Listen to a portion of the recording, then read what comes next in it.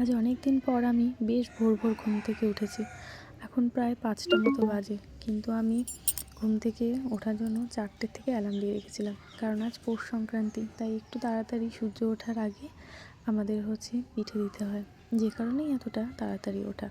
আর এখন এই যে তাড়াতাড়ি করে উঠোনটা ঝাড় দিয়ে নিচ্ছি। কাল বিকেলে অল্প করে একটু লেপে রেখেছিলাম, আর উঠোনটা লেপার পরে এখানে একটু মাটির গোলা দিয়ে দিচ্ছি, যেখানে আমি পিঠেটা দেবো। জানো তো, এই পুজোটা না আমি ছোটোবেলা থেকেই করি। আসলে যখন ছোটো ছিলাম তখন মা আমাকে টেনে তুলতো, আর আমিও এই ভোরবেলা শীতের মধ্যে উঠে বসে থাকতাম। আর দেখো, কাজ করতে করতে হাত থেকে অনেকটা জল পড়ে গেল।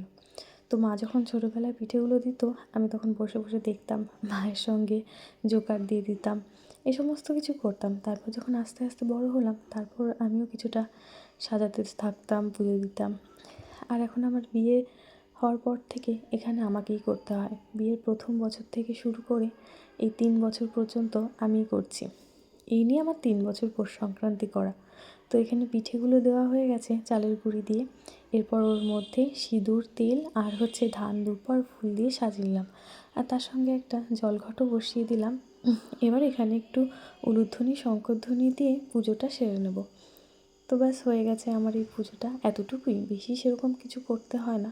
তো পাশ দিয়ে যেগুলো ছিল সব কিছুতেই ফুলগুলো একটু দিয়ে দিলাম, সাজিয়ে দিলাম।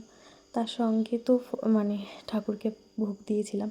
তো দেখো, এরপর আমাদের বাড়িতে ঢুকতেই যে রাস্তাটা, সেখানে একটুখানি দিয়ে দিয়েছি। তারপর কাকা আর ঠাকুমার ঘরের সামনে একটা দিয়েছি।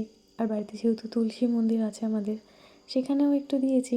আর তাছাড়া আমাদের বাড়িতে তো মা কালীর মন্দির আছে, সবাই জানো, তো তার সামনেও একটুখানি পিঠে দিয়ে দিয়েছি।